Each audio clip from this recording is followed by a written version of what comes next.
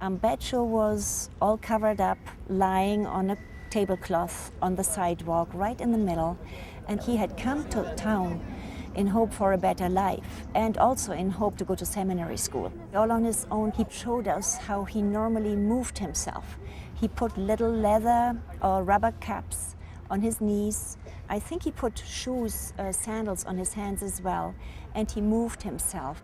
We told him to be back next afternoon, and we would be back with a wheelchair.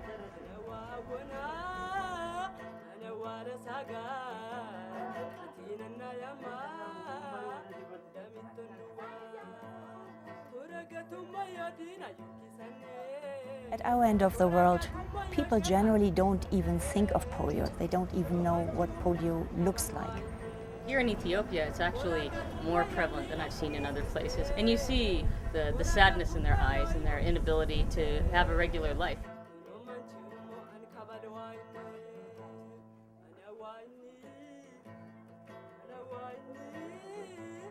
Ethiopia lies half a world away from North America, and the struggles she faces are not unlike struggles faced by other developing countries. But in Ethiopia, there's a difference, an added burden that can't even be seen by the naked eye. Poliomyelitis. People in the developed world have nearly forgotten this virus that only half a century ago devastated millions of lives. But Rotarians do remember. Here in Ethiopia, they were reminded of the world's vulnerability when armed conflict in the area brought new cases of polio into the country. They responded to this new threat with vaccine to protect children and with new wheelchairs to aid those who were never given the chance to be polio-free. Polio is preventable with the gift of 2 drops, and the suffering of those afflicted with polio is eased with the gift of 2 wheels.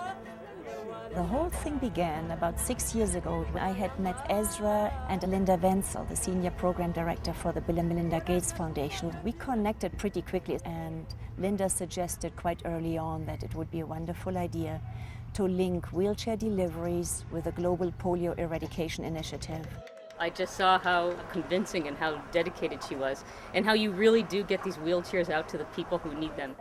And as it turns out, year after year, I'm not the only one who is affected by seeing polio victims. We ended up with a group of over 40 Rotarians from Hawaii to New Hampshire, but mainly from the Pacific Northwest.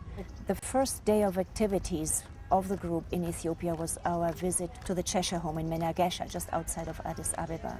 Cheshire Home was established in 1962. The philosophy is to rehabilitate children to lead an independent life, by just assisting them through our medical and physical rehabilitation program. There's a huge need for the wheelchairs, especially those adults forced, to walk through the mud. To come into a place that is the home of dozens and dozens of polio victims, and not only that, most of them children, it just hits you, and you see how horrid it is. One of the young men that received a wheelchair from us in Menagesha was Hassan Hussein Ali, and he was very proud of his name. When we asked him what he would like so much about having the wheelchair, one of the first things he said, "Now I'll be clean. I'm not on the ground anymore." And he said, now I will be clean. To start a business for me is just to start a new life, because before I was begging, and it's really hard to beg from people, to see people's eyes.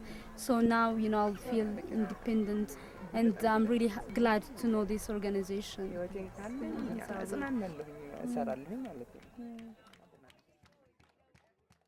The next day, we packed up the wheelchair into the cab and went back, and he wasn't there. We wanted to make sure that he knew that we meant what we had said. So it became a mission of our own to prove that to Ambacho, beyond giving the help to him that he needed. Rotarians are giving back all over Ethiopia, providing school supplies, equipping rehabilitation centers, even building clean water wells. And these opportunities offer a huge return on their investment. The chance to build friendships that last a lifetime. There's so much additional need in a country like this. Like anything, you always you get way more out of it than anything you put into it. NID Day, October 23rd. Everybody went out early in the morning to one of the local schools, and it was just chaos. And we heard the children singing. Everybody had received their little white t-shirts. And we all got our yellow vests, Kick Polio, out of Ethiopia. White hats, so we stood out. And as soon as we put on those yellow vests, the teachers, the children just went wild. Turn the bottle over, get the vaccine down. It's basically 2 drops in the mouth, this too. They all got their purple pinky, just to make sure we don't do double. Until each and every child has been vaccinated, we have to stay focused and vaccinate these children. Ezra is really a very different person, very kind at heart. He lives in America for many years, and yet he has not forgotten his roots and his people's problem. We're heading to the field right now. This is our opportunity to vaccinate throughout the countryside. And the groups will divide up here and head out to the small villages and sometimes just the neighborhood. Sometimes we go house to house, other times we go hut to hut. It just depends.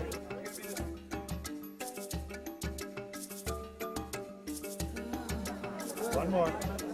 Good. Okay.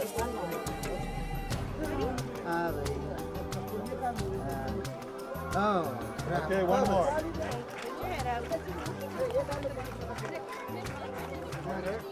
One more.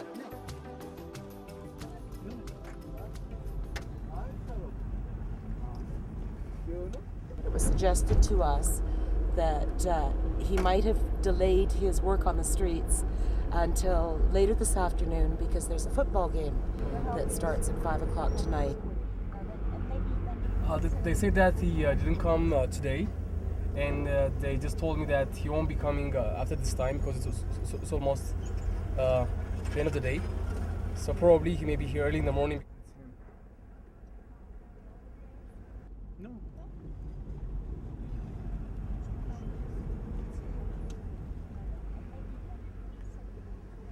The bus pulled up at a restaurant, and right in front of the restaurant was a gentleman in a really old, dilapidated wheelchair. And you could see he knew very well how to get up and around in it and was so familiar with it. It was like a piece of him. It was a piece of his body. He told us that it was 7 years old. Obviously, the tires had worn off. He was just on the bare metal. So we asked him if he wanted a wheelchair, and he just said, "God is watching over me, and you are like angels coming to help me." It was beautiful. And he just put his eyes up to heaven and just said, this is a miracle. You guys are here, and this is a miracle. And of course, after lunch, everybody comes out, approaching the bus, and there was a lineup of people against the wall needing wheelchairs. He said about a year and a half ago, he slipped and fall, and since then he's been crawling. He said, I live alone, I have no one at home, and occasionally I'm starving at home because I don't have, number one, I don't have money, two, I have no way of getting out. He said that when it rains, he would put a plastic over his head. He couldn't move, he has no one to help him. He said, I feel like I'm an idiot, I feel like killing myself sometime as well too. And this would be a very, very useful thing for me to help me being mobile. Does he like the color red? I like only to walk. He says, I want only to walk? Yeah, Well, I think we can do that. Let's get him a wheelchair, guys.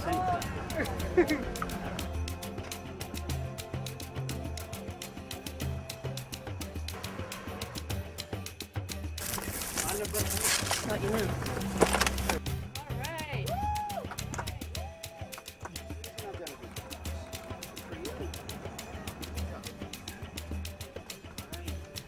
The independence that she now has, it's beyond words.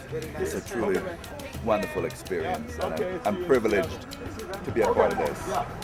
Now that his mobility is better, he's independent, he would be selling and stuff on the street rather than begging, so his life is going to be changed. Well, in about 6 hours our flights are leaving back for home, and this will be our last attempt to find Ambacho. And we're having our fingers crossed, prayers have been sent up, and we just hope he'll be there so we can help him.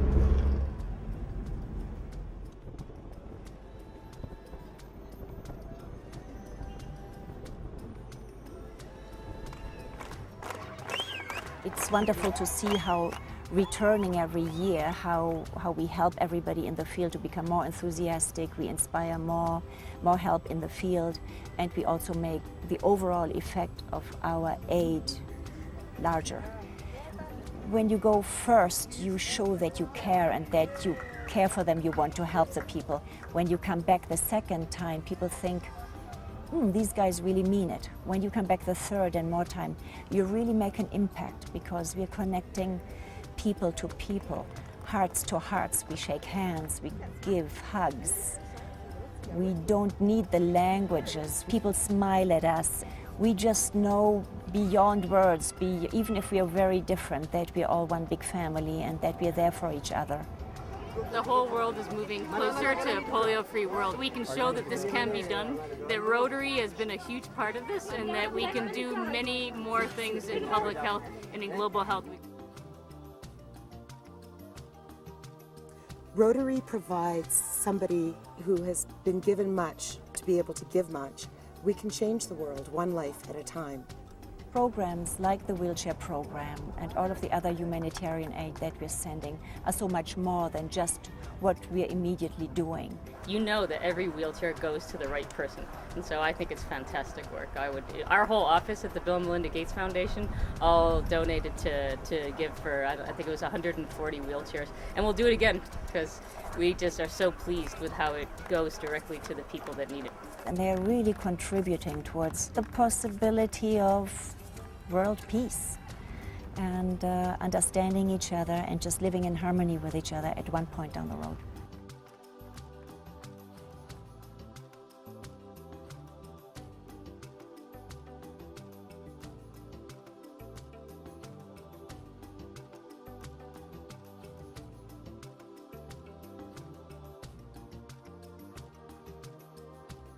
I look at these photographs of Ambacho in his brand new wheelchair with a bright, clean shirt and no more wrapped up in blankets.